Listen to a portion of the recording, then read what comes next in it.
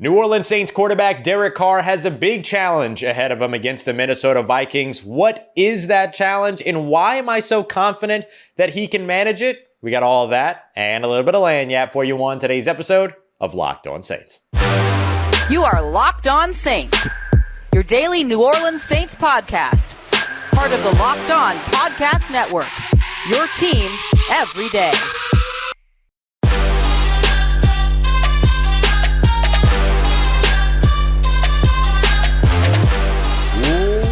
What is good, Who Dat Nation and Who Dat family? Welcome into another episode of Locked On Saints, your daily podcast covering your favorite team, the New Orleans Saints, part of Locked On Podcast Network, your team every day. Thank you so much to all you everydayers out there making Locked On Saints your first listen of the day every day. Don't forget you can subscribe and follow for free on YouTube or wherever you get your podcasts so you never miss the latest episodes. And if you want to keep the conversation going, take part in our exclusive film studies, Q&As, and much more, you can become a Locked On Saints insider today by heading over to joinsubtext.com/LockedOnSaints to join a community I would love for you to be a part of. As always, I'm your host, Ross Jackson, at Ross Jackson Nola on your favorite social media, your New Orleans Saints expert, credential member of the Media Saints News Network, Tuesdays in the Locked On NFL podcast, and here with you every single Monday through Friday, and then some on Locked On Saints. Today's episode of Locked On Saints is brought to you by our friends at Prize Picks. Prize Picks is the easiest and most exciting way to play daily fantasy sports. Head over to prizepicks.com/LockedOnNFL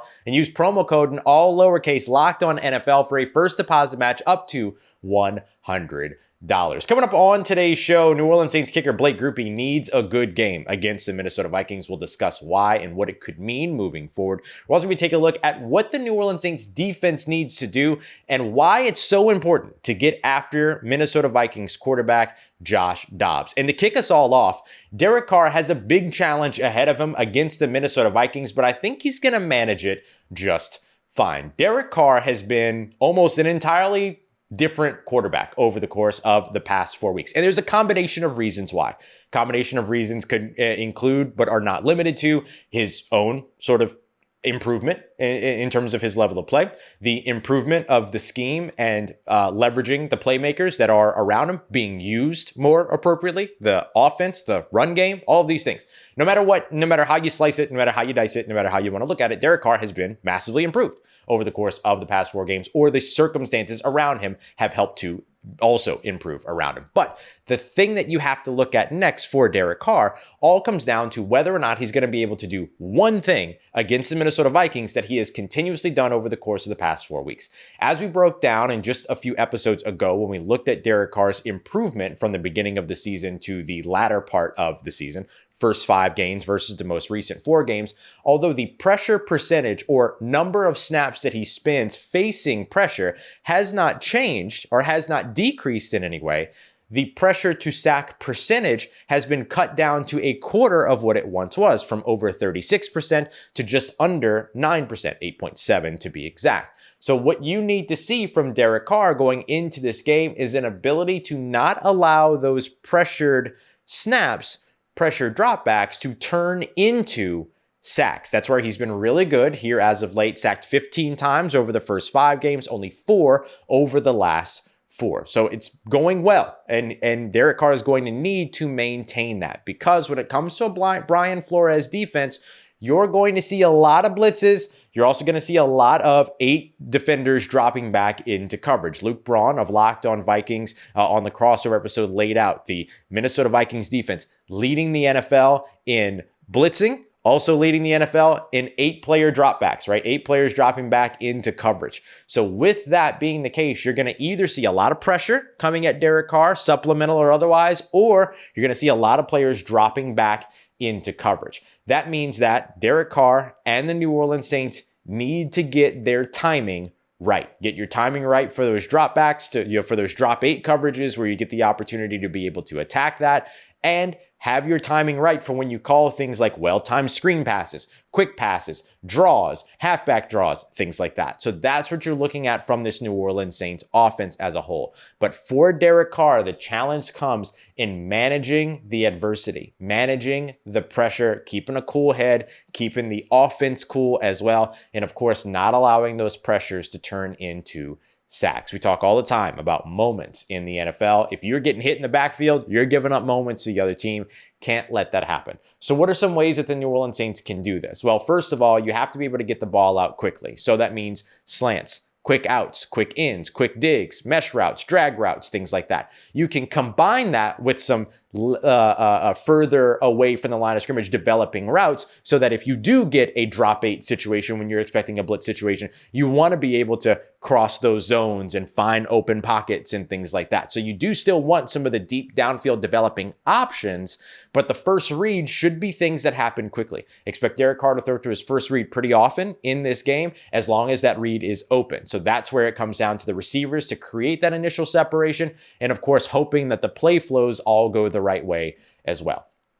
The next piece is always having a safety valve option. So having an Alvin Kamara to dump off to, having a tight end close to the line of scrimmage, a Foster Moreau, a Juwan Johnson to quickly dump off to, having those slants and things like that, and receivers being ready to improv a little bit to be able to work open if Derek Carr has to escape to extend plays.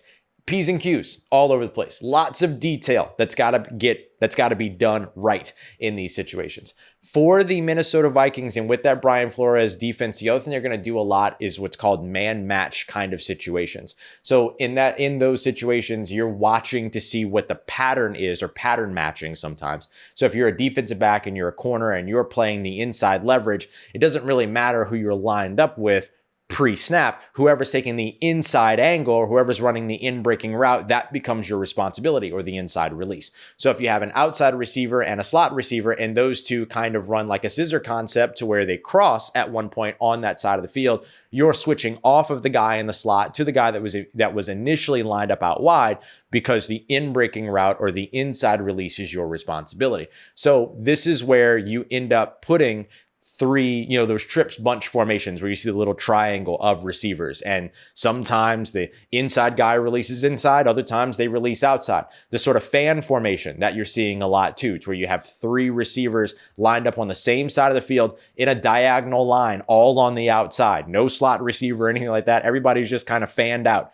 These types of pre-snap looks are the ones that have been specifically designed and created to attack exactly the way that Minnesota plays defense, and several other teams that are part of that sort of Bill Belichick defensive tree, the Rip Liz type, pattern matching type defenses. Those were built to combat that type of defense when that defense was kind of swarming and becoming the big thing across the league, and also in the college ranks as well. That's why spread offenses also become so successful in college. And the Saints haven't really shown a lot of spread looks or spread usage, but they have used those trips bunch, those fan formations, those pieces to where you're gathering those 3 receivers and making the defense read who's got the inside release, who's got the outside release, who might fake an inside release and then bump back outside, all of these things. So you have to get ready to be creative over on the offensive side of the football, but also just timing and calling the right play for the right moment. So a little bit of a chess match there has to go right as well. And all of it works as long as Derek Carr is able to do what he has continued to do here as of late, which is not put the ball in harm's way and not take the sacks in the backfield, be able to find ways to extend plays and find receivers, whether it's a check down or whether it's deep downfield, whatever it is, just keep the ball moving against this Minnesota Vikings defense. And of course, finding a way to run the ball going to help a ton in this situation as well, because maybe that ends up pulling back a little bit of the aggression of that Brian Flores defense. However, that defense is psychotic and chaotic, so you should expect a lot of pressure to be on the way for the New Orleans Saints and for Derek Carr. Coming up next, let's take a look over at the New Orleans Saints defensive side. Just like you're hoping that Derek Carr can evade the pressure, you don't want to see that same thing happening with Josh Dobbs and the Minnesota Vikings. So what did the New Orleans Saints need to do in order to get after and get to Josh Dobbs? We're going to break that down as we continue on with today's game plan episode of Locked On Saints, part of Locked On Podcast Network, your team every day. Today's episode of Locked On Saints brought to you by our friends at Prize Picks. Prize Picks is the easiest and without a doubt most fun way to play daily fantasy sports. And it just got a lot more fun too, because not only can you take a look at the projections that are given for the NFL, NBA, MLB, women's basketball, everything that's going on, and choose just more or less for 2 to 6 players to walk away with up to 25 times your entry back, you can now actually combine different athletes in different projections from different sports. So you can take Cam Jordan's tackles and Zion Williamson's field goals and then try to put those together to see if you can come in at more or less than whatever that projection ends up being. You can do a lot of creative and fun stuff that way as well. So it's a ton of fun, and I want you to go and check it out today. Prize Picks. Go and check them out. prizepicks.com/LockedOnNFL. Promo code in all lowercase LockedOnNFL for your first deposit match up to $100. It's a first deposit match up to $100. prizepicks.com/LockedOnNFL. Promo code LockedOnNFL. Today's episode of Locked On Saints also brought to you by our friends at Jase Medical. Did you know that Jase Medical can help you get a 1-year supply of your daily medication? Yeah, it's that awesome. You can also get a hold of the Jase case, which comes with some life-saving antibiotics, 5 different ones that help you fight 50 different types of infections. This is life-saving stuff here, y'all. And Jase Medical is getting it all done online. Nice, super easy, convenient, everything. You just go online to jasemedical.com. You're going to receive a 12-month supply of your daily medication as long as they're offering it. So go and check them out. And don't forget the promo code Locked On to get a discount as well. One verified customer talked about how they were cutting pills in half just to make sure that they had the medication that they need. Don't get into that situation if you can avoid it. Instead, head over to Jase Medical, see if they offer your daily meds, and get that 1-year supply, that 12-month supply, so that you can be put at ease. If you are somebody that you know needs some peace of mind, go and check out Jase Medical today at jasemedical.com and see what's offered to you. Remember to use the promo code as well, Locked On, LOCKEDON, for $20 off your purchase. $20 off of your purchase with promo code Locked On at jasemedical.com. All right, family, continuing on with today's episode of Locked On Saints. Thank you again to all the everydayers out there making Locked On Saints your first listen of the day every day. So we're taking a look here at the game plan, right? What do the New Orleans Saints need to do in order to win? We talked about Derek Carr's big challenge, New Orleans Saints' big challenge up against the Minnesota Vikings on the offensive side. Now let's flip the script over to the defensive side. And the biggest and most important thing for the New Orleans Saints to do in this game is not only get after, but get to quarterback Josh Dobbs. This is a shining opportunity for the New Orleans Saints defense to start out fast, something that they started doing early on in the season. Now, look, they've started slow here over the course of the past couple of games. In the Chicago Bears game, they allowed 2 touchdowns in the first 3 possessions, but then didn't allow but 3 points after that. There was also a missed field goal, big loud doink up off that, the upright in the Caesars Superdome. But you don't want to rely on that. So getting off to a fast start on offense is great. Getting off to a fast start on defense, even better for this New Orleans Saints team. And one way to do that is to get to Josh Dobbs. Josh Dobbs is going to be operating in a system that he just showed up in less than or just over a week ago by the time that he plays this game. The expectation, we know that there's no Cam Akers, expecting no Justin Jefferson, expecting no KJ Hamler. You're effectively looking at an offense that's going to run through tight end TJ Hockenson and young rookie wide receiver Jordan Addison. Lots of opportunity here for the New Orleans Saints to focus in on those 2 big playmakers and try to limit this offense. You got a brand new quarterback there that's going to be really paying attention to what's close to him and what's in the middle of the field. So taking away a TJ Hockenson kind of has to be your first priority if you're the New Orleans Saints in this one. So Demario Davis, Pete Werner become very important.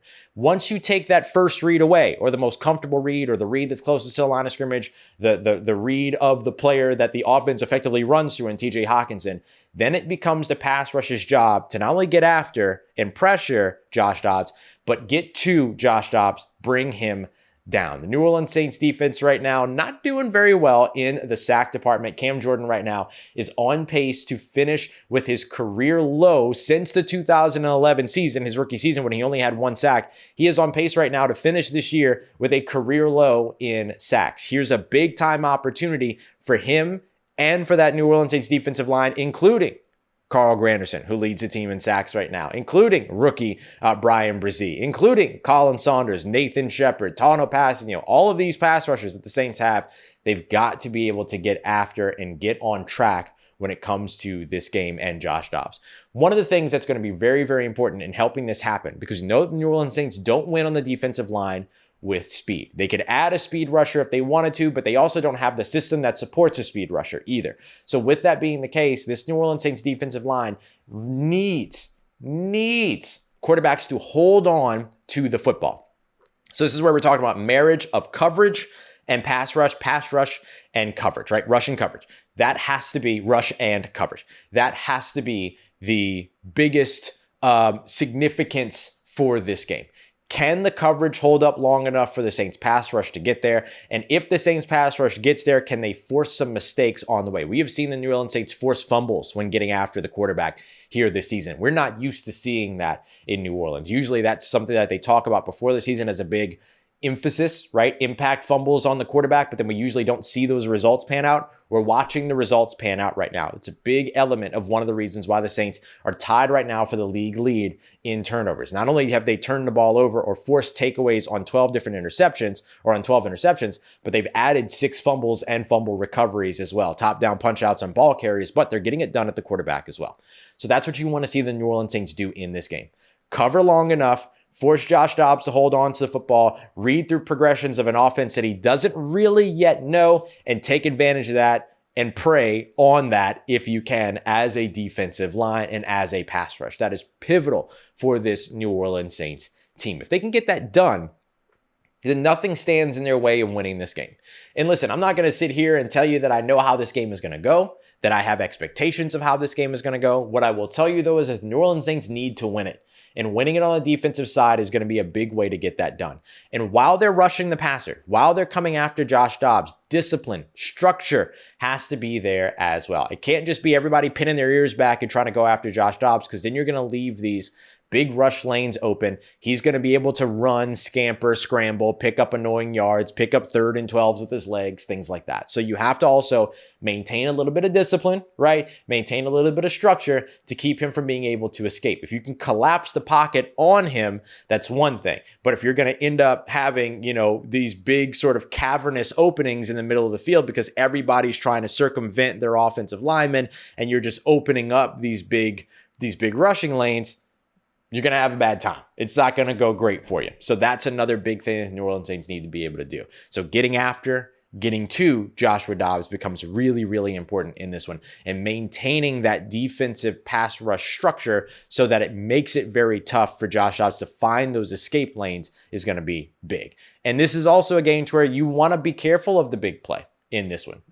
Jordan Addison is a big play threat for that Minnesota Vikings offense. He could do a lot of other things too, but he is a big play threat. So you want to keep those 20+ yard passes down, guard over the top, dare them to beat you on the ground if you can, whatever it might be. Just try to take as much of these sort of big pop-off plays as you can out of this game, because those are the moments that are going to help you or put you in a situation to where you lose leverage, and you want to have that leverage. Once some big play happens up over the top, then all of a sudden you're rushing the passer a little different. You're covering a little different. You're sitting back on your heels a little bit more. And then therefore the run game starts to work. Then once the run game starts to work, you start stacking the box a little bit. Boom, the pass comes back over the top again. You're going, oh no. You don't want to be in a situation to where you're constantly adjusting for what just happened. Be ahead of the trend. Be ahead of what's about to happen. You know what this Minnesota Vikings offense is going to try to do to you. That's just facts. I mean, you have a quarterback that's coming in 1 week in the system who just went out there. You got a little bit of tape on him, all this stuff. He's making his 11th career start. You know that this is going to be an offense that wants to rely on timing, that wants to get everything happening in rhythm and comfortable. Disrupt is going to be huge for this New Orleans Saints defense. Get your hands on these receivers as they get off the line of scrimmage. Jordan Addison, big time play threat, little dude, bully him, right? That's what you need to see from Paulson, Adebo, and Marshon, Lattimore, and of course Alontae Taylor when these receivers move into the slot. Getting guys like Jalen Nailor, also small, right? Tall, but wiry. Disrupt. Get the timing off, keep this offense uncomfortable, and get not just after, but to Josh Dobbs. You do that as a defense, particularly early on in this game, you're setting yourself up to pay off the dividends later, right? This is a team that has consistently gotten better in the second half. Imagine if they started off good in the first half. That's what you want to see from this New Orleans Saints defense. The scheme is there. The system is there. The idea of how to counter these offenses has absolutely been there. The issue has been execution. Execute Start off that way, and then things get a little bit easier for you at US Bank Stadium in Minnesota. Coming up next, things need to get better at US Bank Stadium in Minnesota for one Blake Grupe. Why have the New Orleans Saints brought a kicker in as a tryout? Will they bring a kicker in as a tryout? And how important is this game for Blake Grupe? We got that coming up for you as we continue on and wrap up today's episode of Locked On Saints, part of Locked On Podcast Network, your team every day. This show is sponsored by BetterHelp. BetterHelp Therapy Online has been massive for me, especially since, everything, the lockdowns, the shutdowns, all that stuff like that. That's really when I started to dive into therapy, do a little bit of that work for myself, my mental health, all of those other things. So you want to go ahead and check them out because this is excellent. No traffic, no waiting rooms, no stigma. You get to do everything from the comfort of your own home with a licensed, qualified therapist that is matched with you to fit your needs and is also free to change away from if you find that the fit isn't right. They're giving you everything that you need to be able to get yourself what it is that you need, the health, the care, all of those things over at BetterHelp. So find your bright spot this season with BetterHelp. BetterHelp.com/lockedon is what you want to visit to get 10% off of your first month. That's BetterHelp, HELP.com/lockedon for 10% off of your first month with BetterHelp Therapy online. Let's get it, Who Dat Nation. Wrapping up today's episode of Locked On Saints with a look at New Orleans Saints kicker Blake Grupe, who needs a good game against the Minnesota Vikings. Blake Grupe has been up and down all throughout the season, a little bit more down than you would like. And this happens with rookie kickers. And I don't think that the New Orleans Saints are wrong about being patient, but at what point does the patience wear out? And that could be this week. If Blake Grupe goes out there and has, another miss from, 30 or less yards out, right? Which we've seen a couple of times for Blake Grupe so far this season, it could end up being a big issue for him. You've got a bye week coming up, a lot of opportunity for this team to be able to really look at some potential changes if they feel that they are necessary. Making changes from week to week, very tough. Making changes over the course of the bye week, still rough, but a little bit more opportunity for you there. Now, Blake Grupe has missed 2 field goals between 50 yards or more. That's okay. You'll take that. He's 4 of 6 from that range, but he's also 4 of 6 when kicking field goals between 40 and 90 yards. He also missed a field goal between 20 and 29 yards, so less than 30 yards. Now, I will say, to his credit, as of right now, he is perfect on extra points, 19 of 19 throughout the season. So that's pretty solid because you saw, particularly toward the end of Will Lutz's tenure here in New Orleans, some of those missed extra points, missed field goals, things like that. Will Lutz, though, this season so far here in 2023, which is what everybody's going to immediately draw a sort of comparison to, has missed 1 field goal between 30 to 39 yards, none under 30 yards, and only missed 1 field goal so far from 50 plus. He hasn't kicked any between 40 and 49. So take that sample size for what you will. But as a whole on the year, you're talking about Will Lutz making 13 of 15 field goals, while right now Blake Grupe sits at making just 18 of 23, 23 being at or tied for the most field goal attempts so far in the NFL. So what you want to see from Blake Grupe is simply a clean game. Go out there, get these field goals. Particularly, the interesting thing is that you kind of are in a situation where you need to prove that you can hit the manageable ones at this point. It's one thing if you're missing from 50 plus, 60 plus like Will did last year, right, in London, but missing the manageable ones between 20 to 29 yards, those are the ones that become the biggest heartache, especially when the team's already dealing with, or was already dealing with, issues in the red zone and things like that. Like, that elevated the importance of Blake Grupe needing to be able to hit those more manageable ones. And then the misses between 40 to 49 are ones that you'd also like to see get cleaned up. It's a little bit further away, I know, but still, as an NFL kicker, 40 to 49, that's still a spot where you're expected to make those field goals. And there's a lot of stuff, right? We talk about the field goal kicker every time we talk about a missed field goal, but there's a snap, there's protection, there's blocking, there's the hold, there's all these other things, there's the rush, all this stuff that ends up factoring in. But no matter what, anytime that a kicker misses a kick, it comes back down to Blake Grupe. And if you remember right, one of the things that we talked about before last season started was how Will Lutz and getting Will Lutz back was going to hopefully be the difference of, 1 or 2 wins in a season. Well, it was, but it ended up being that he ended up being the difference in the wrong way, right? With some of those missed game-winning opportunities and things like that. London, for instance, which I know was a 60-yard field goal, and you either take that or you leave it. I get it. But now we're talking about a younger guy who people are going to have a lot less patience for because they doesn't have an established rapport within the organization, doesn't have an established rapport with within the locker room and all those other things, or as much as one as somebody that has been on the roster for years and years and years. I think Blake Grupe deserves patience, but he's also got to be able to prove that the patience is paying off, right? He's got to prove that he deserves that patience as well. So being able to see him go into this game against Minnesota in what's going to be an indoor environment, indoor situation, and possibly have to kick a field goal in what is very likely to be a close game in this one. We're talking about the spread over at FanDuel at just 2.5 in favor of the Saints, but still just 2.5 at its best over the course of the week. You got to come through. You got to come through. So this is a big week for Blake Grupe. If he misses a field goal, will he be replaced?